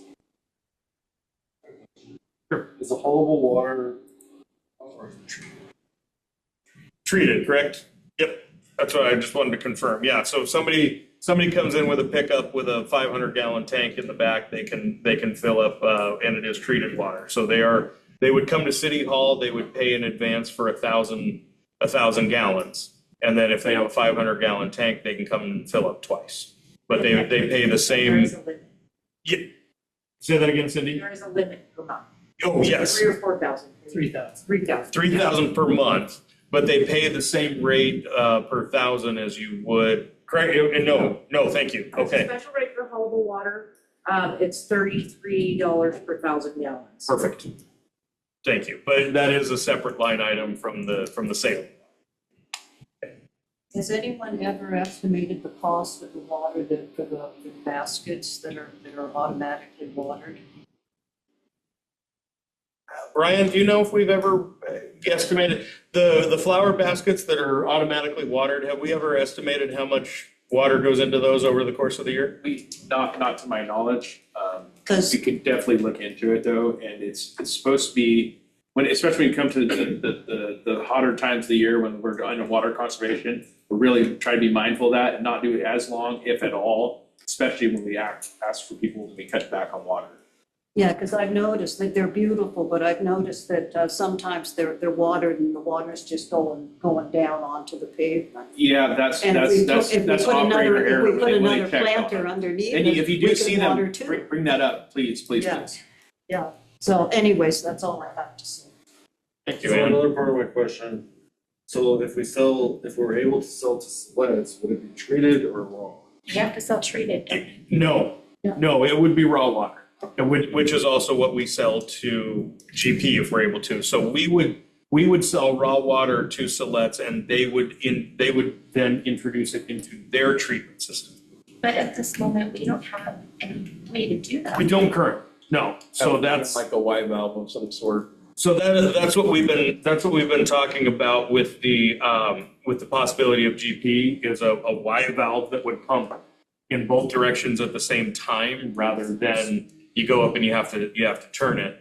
One thing I wanted to add to your comment a second ago, Counselor, is it is an issue of the valve for GP though, because during a standard 8-hour shift, we pump about 750,000 gallons, which is what the city uses for our needs. So even if there wasn't a concern about going and turning the valve in terms of damage to the system, we would still have to operate a whole second shift in order to go and turn the valve and pump water to them if we don't have a distribution system that lets us do both. So it's not just damage to the system, it's that our current infrastructure doesn't enable us to provide them the water they would need at the same time within our standard work shift. Yeah, so it's both an infrastructure and a But manpower. if there's a capital solution to that, like that's my point, is like, what does that cost? Can we plan for the budget? Can we apply it to the rate? What's the rate impact? Yeah, absolutely. And we can, that's a conversation I'd like to have with GP, because if they say, oh, sure, we can write a check, but, not that, I'm not putting words into their mouth. We haven't had that conversation yet. But if, just as a hypothetical, if they said, we'd rather just write a check for the project than pay it in a new rate, I'm not going to turn that down, right? So back to your question, we haven't accounted for that in the budget this year because we haven't got that far down the road yet. We can't plan for that project until we know whether there is an appetite from GP in either capacity to pay for it. Yeah. There was something else mentioned as we were having that conversation, that as it is now, somebody has to go out there and manually, they have to literally go to the pump and manually switch it. And their thought was, if we could pay for a switch where you could just like in the plant push a button, that would be much better on personnel. Not only on personnel, but one of the things that we are going to be very closely monitoring in this budget is our vehicle maintenance line items, because that's what we pay for fuel out of. And when Judy and Mindy and Cindy and I met with each of the department heads, 2 months ago, as we were building the budget, we were conscious of those line items, and we proposed increases across the board. However, that's when gas was $4.30 a gallon. Now it's $5 a gallon. And there's no way to predict where it's going to go over the next year. So we will be very closely monitoring those expenditures throughout the year. If there was an opportunity to put in a valve that not only doesn't take employee time to drive out there, but also doesn't cost us the fuel to drive there and back, then that would be definitely a benefit to the city's budget as well. Go for it. So, with raw water, we don't sell raw water to anybody. So like, say if there was a fire or wherever, we had people getting water, they have to buy the treated water to fight the fire, like you need treated water for that. We don't, but we don't have the infrastructure to pump raw water at the moment. Yeah, and that would be, oh God, the cost of, when I was at the city of Moses Lake, one of the things we realized is people were using treated water to water their lawns, because when the city was platted, they never put down purple pipe. Get a green barrel. The cost of that was, unfortunately, that was not something people thought of back in the day. No, Any other questions or discussion on water? All right, so I'm back to the more general question of, is there any cost centers or capital improvement programs that a committee member wants to pose to myself or our department heads?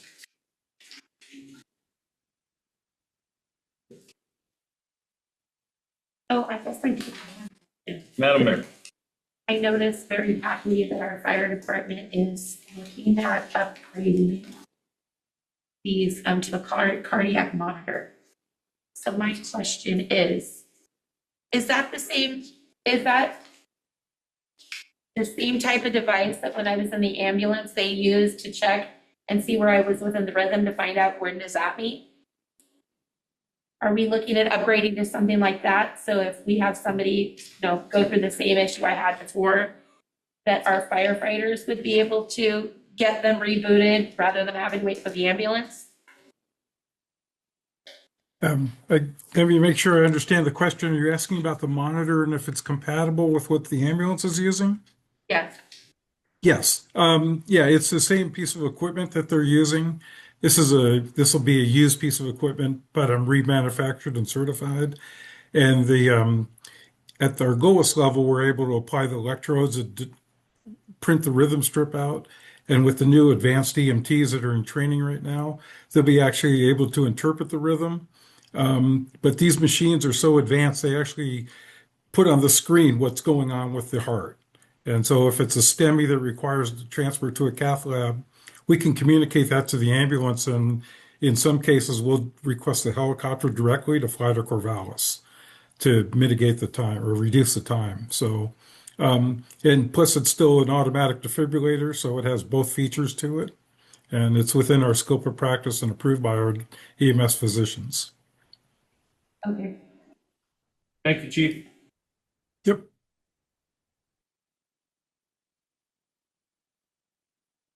So Brian, maybe you can speak on this. What's the difference? It has to do with the fire department roof.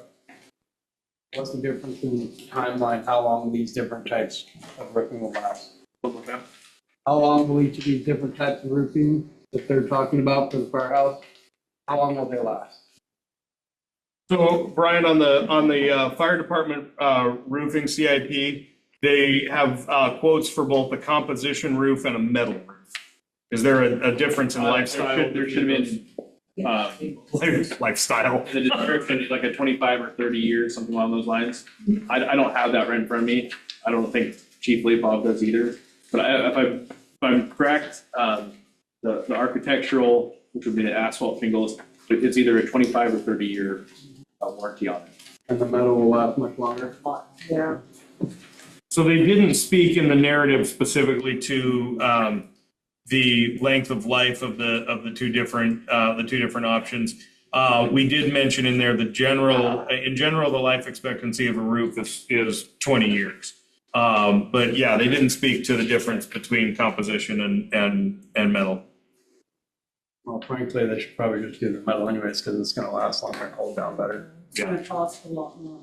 Frankly, you like that word. But if it lasts longer, then we don't have to. No, that's revisit fine, this. I'm just saying that it'll. Oh, I know, I was just saying. Maybe double. And I think that's the big question is, if the difference is 28,000 versus 54,000, then how quickly would we have to redo the 28,000? Right, give me a minute and I'll try to find the quotes and have it, the warranty. Start the timer now. I said try. I said, give you a minute. You'd be nice to find. You would think of that. I know, just kidding. I don't know why I didn't think of that question when I reviewed this CIP when it was submitted. It's my bad. I didn't, right? I still own it. I'm a perfectionist. Really? I know, shocking, right?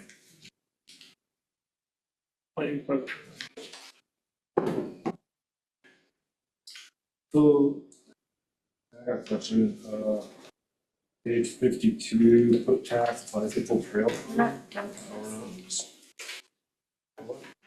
done answering the last question. I'm open to another question while Brian's looking that up. Okay. Madam Mayor, I'm good. I'm just curious, like, we have footpaths and bicycle trails that we, Absolutely. Have you been behind the library? And there's another one, we have a new park that's been renovated that has footpaths and stuff on it. Yeah, which part was? so it costs $54,000. I can't, what was It doesn't, that? I don't think it has a name out on No, Student it Event. has a name, but I'd never, Lion something, Lion Park. Oh, yeah, it's Yeah. out on Student Event, like almost to 18. Yeah. It used to be the bike trails Yeah. when I was a kid. Yeah. Lions. So if you go, like you take the right to go towards 18th, it's River Road, the gravel, and then 18th is that big forest. It used to be the Oh. main road. Out, if you go It's out by now like where a park. Peter's Farm used to be. Jonathan, I think to your question there, as I mentioned earlier, we take a worst case scenario view on expenditures. So we budget not only for what we anticipate, but also like we were talking about with the public safety building earlier, there is unexpected expenses throughout the year. So we wanted not only do we have to have the fund balance, but it also gives us the opportunity to budget for unexpected. Oregon budget law requires the allocation of funds to some expense. Or But reserve it's like, so we Or can't, reserve fund. yeah, we can't take that, we can't take 50,000 and put it somewhere else. No. Like parks. No,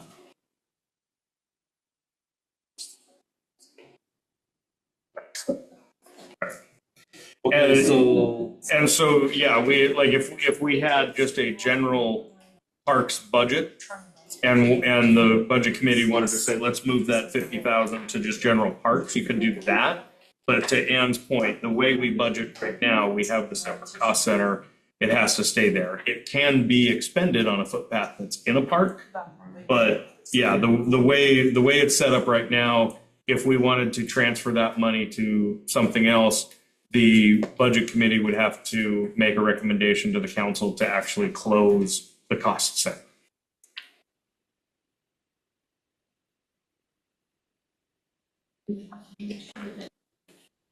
reallocation of those funds, Yes. because a lot of these are designated. Meaning they have to be spent on designated projects. yeah, but water's on water, sewer on sewer. Some of them are more designated than that. Some Yeah. of them are very, very specific. Especially when it's grant revenue, you're absolutely right. Thank you for that. You know, we're stealing the money from the library, and, you know, don't worry about it. Oh, yeah, you know. Harrison he's rolling in cash over there. I know it.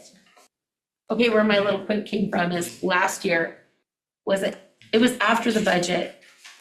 I don't remember exactly when it was, but there was somebody who had posted a question on Facebook about why are they taking the library funds and putting them in the general fund? They're stealing it. And Why are we taking grant money that was given to the library and stealing it to put in the general fund? yes, That was It's because the essentially general it. fund is how we expense it. they weren't aware that the library was part of the general fund. And that's why I had to say what I said at the last meeting, because I knew it was gonna come back up again.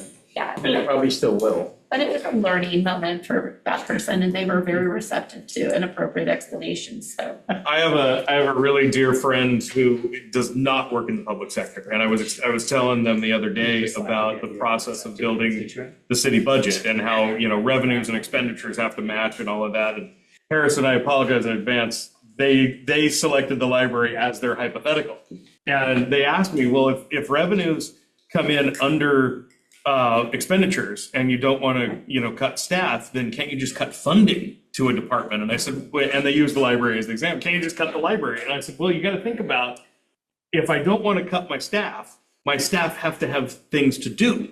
So my expenses are staff and programs. If I cut money from library programs, well, now my staff doesn't have something to do. And so it's not nearly as simple as just saying, oh, I don't have enough money to go to the movies this month, and so I'm going to cut my entertainment budget, right? But that was the example. Well, can't you just cut funding to the library? No.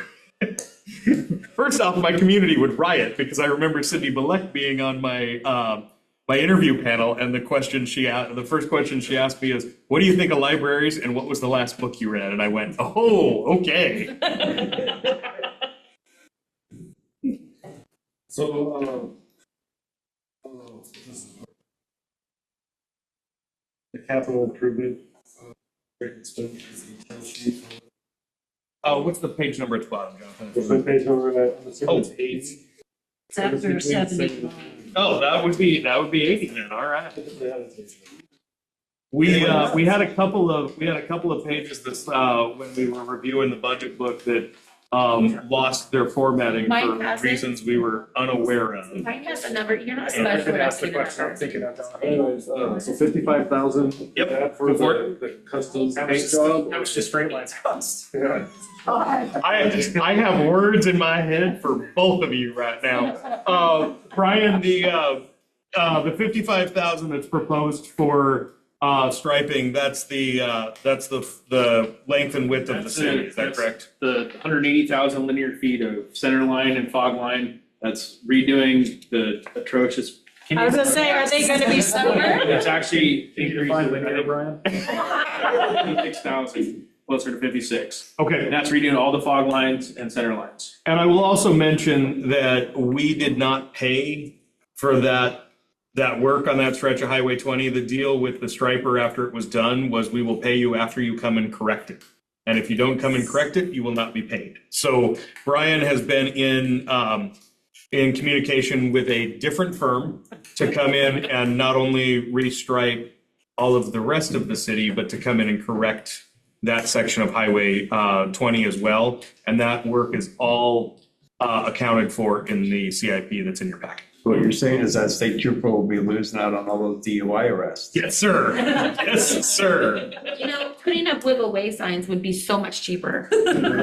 Wig. Well, thank you very much, Brian. That's pretty cheap. And I have thoughts for both of you. I knew. And just for the record, I realized that looked more like it was pointed at you. That was definitely pointed at John. Oh, I didn't see that. No surprise, those two are in cahoots. Oh, yeah, Not at all. Brian, any luck on those quotes? So I did find the one from Cato Roofing is actually a malarkey, and it was a 40-year on that. I believe that was for 25 or 30-ish. Very good. Thank you. I swore I saw a CIP here somewhere where you were repaving Main Street. That was when I first came on, and you guys shot that down right away. I thought I saw it. No, I think I did too. Yeah, but I can't see it. I've been looking, I can't find it. Repaving. That was in the goals. It's probably in the goals. Oh, Oh, yeah. department goals. There it is. Gotcha. There it is. Shut it down. Alright. Committee members, any other questions for my esteemed staff that make me look good? Yes. The question is, be a good leader for them to make it look good. How bad I look without them? You don't want to know. We're not supposed to bring up that subject either. You know, my big thing was just that balance and everything else looks so good. And it's very well explained, As good as it can. considering, yes. I have a question. Lay it on me. Or on us. Yeah. In the library on page 23, what supplies are we getting rid of that we're giving to office supplies? Harrison? Yes. So we have two separate line items, supplies and office supplies. Yes. Historically, we've distinguished those as like supplies are kind of like field specific things. Yeah. And supplies were, paper, ink, kind of consumable For office things. supplies, yeah. Yeah. So my thinking was that's kind of an arbitrary distinction, and we could just fold those all into a single supply line item as opposed to splitting, making a call of like, well, is the book foil supplies or is it office supplies or that sort of thing. So there are a couple of examples here where I just kind of took everything out of one and put it into the other just for the sake of simplifying bookkeeping if I felt like the distinction was kind of arbitrary. And I'll add to that, Dakota, that you'll notice the budget book goes back a couple years with history. So for municipal accounting, even though we're combining supplies and office supplies with this budget into one line item. You'll continue to see the second one in the next 2 budget years to show that history. So a closed line item won't fall off until the history is down to 0. I'm aware of that. Oh, okay. That's my bookkeeping, everything that, and being on multiple budgets and boards and everything that, it's always interesting to see, yeah, that definitely merged, it's kind of interesting. And I do recognize that I referenced you by name because it was your question, but I wanted to make that comment for general in case there was so I didn't mean to call you There out was on no- that. I was just intrigued because of my background, like supplies and office supplies are often more, there's a bigger difference between them, but I Yeah. guess with the library, there would be a smaller. And Public Works, for example, their supplies can be, lumber, right? That's definitely not an office supply. So I do agree with Harrison that in the library setting, that distinction is much smaller than it would be in Public Works Exactly, or a yeah. public safety department. But could I make a suggestion, maybe not to make a change? I think supplies would have been more inclusive than office supplies. I think I would have gone the other direction. That works.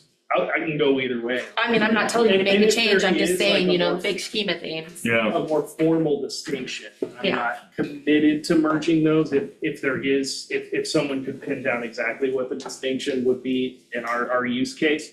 But yeah, I could go either way. We could merge it into supplies, it's less words. Judy, if we were to implement that change, since we're not changing the number, is that an administrative decision or would we need a motion to do that? You'd need a motion to do it, please. Tracy, do you want to make a motion? Okay. I move to reduce the office supplies line on page 23, 001-700-6000100. I would like to change that to 0. And I would change the supplies line 001-700-608,000 to $8,000. We have a motion by Mayor Mix, a second by Councilor Chambers to reduce the library office supplies line item by $8,000 and correspondingly to increase the supplies line item by $8,000. There's a motion and a second. Is there any public comment on this item?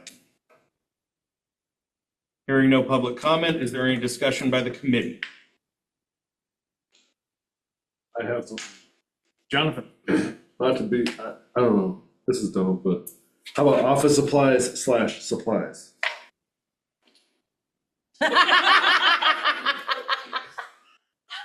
Should have brought a mask for him. Madam Mayor, do you want to amend your motion at all? Fuck no. Hearing no change to the motion, is there any other discussion? Hearing no other discussion, Mr. Johnson. Stephanie, Yes. Kim, Yes. Jonathan, He said begrudgingly. is that a yes or a no? Yes. Ann, Yes.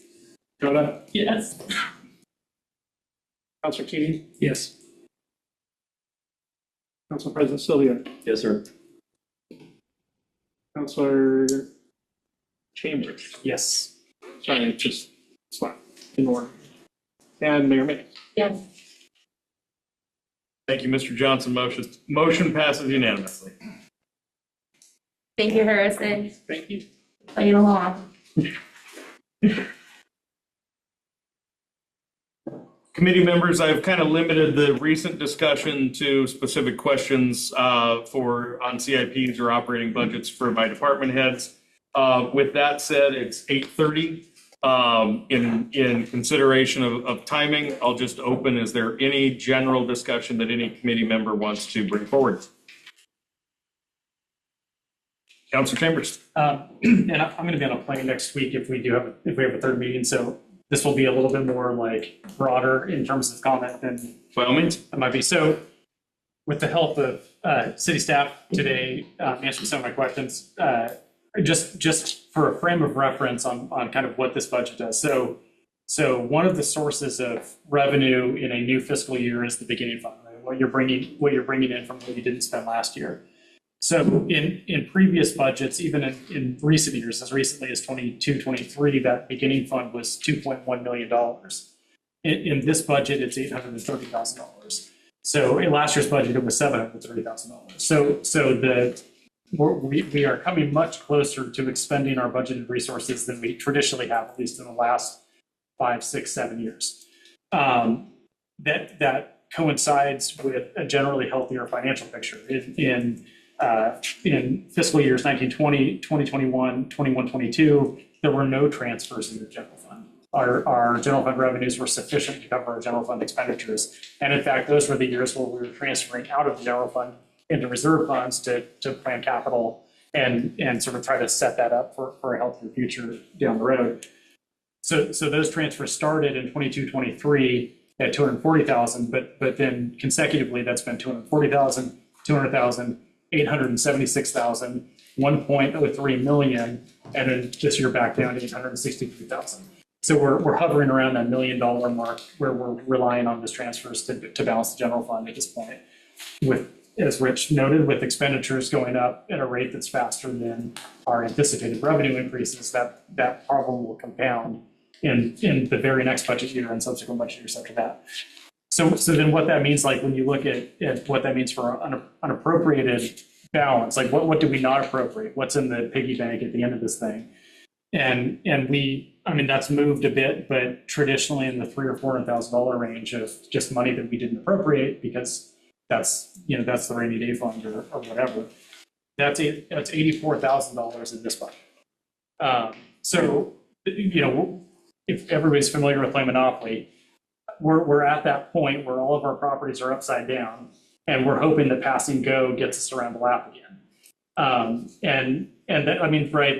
That's the moment in this game, and so and it's almost like I applaud Rich your note in the budget message that is staff would like your ability, and we kind of have that. In that we have a budget that doesn't have personnel cuts this year.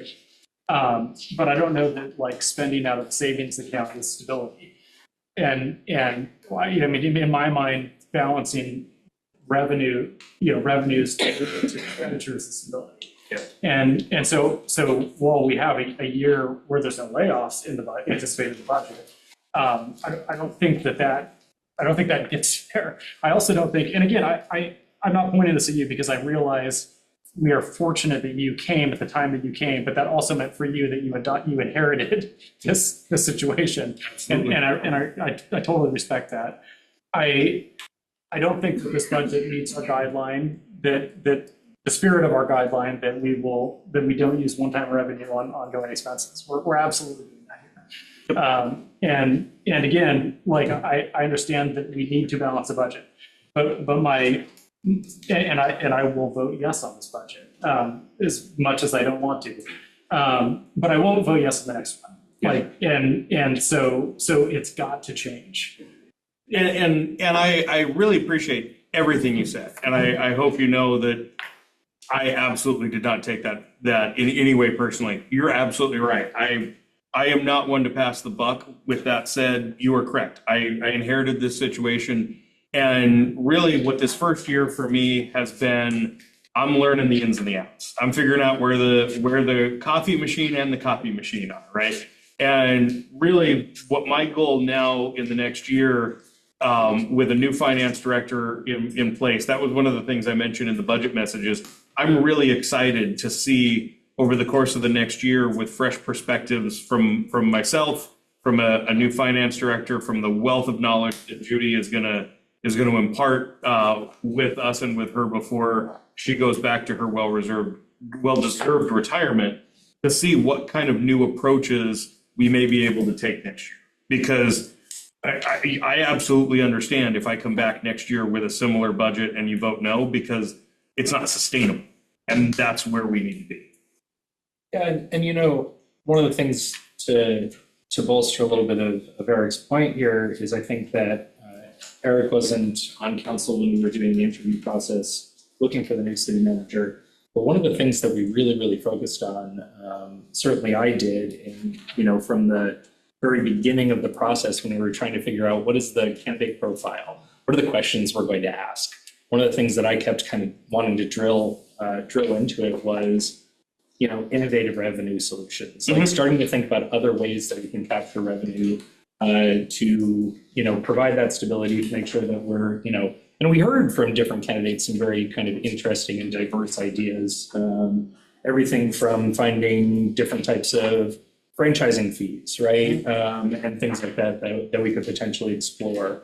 I personally, as somebody who's spent a lot of time in higher ed and nonprofit work, I look at this, you know, 5-figure number for grant revenue, and I'm really disappointed, you know, for how much work that our city needs and a lot of the things that I think are out there for rural communities to tap into for grant revenue sources. I guess I want to see, you know, personally, a bit more of an effort into, there's philanthropic money out there, there is state and federal money out there. There are people who want to fund struggling rural community projects. And I know that our library does a phenomenal job of going after grant money, and I think that I'd like to see, you know, us thinking about how do we get some of those revenues to start catching up to our expenditures? How do we start closing that gap so that a year from now, we're not in the position where we're saying the only way we close that gap is a layoff or letting go of a program that means something to us. But One thing that I think is low-hanging fruit in this area, I mentioned earlier in the discussion, looking just at how salaries were distributed and going, wait a minute, this isn't reflective of how staff's time actually is distributed across the organization. One of the thoughts that, you know, when you wake up in the middle of the night dreaming about work, that happened to me this morning. And one of the thoughts I had, back to the discussion of restriping within the city. Well, right now, the proposal in your operating budget, and I get that this is a small piece of a larger budget, but we're currently projecting $56,000 to restripe all of the city streets.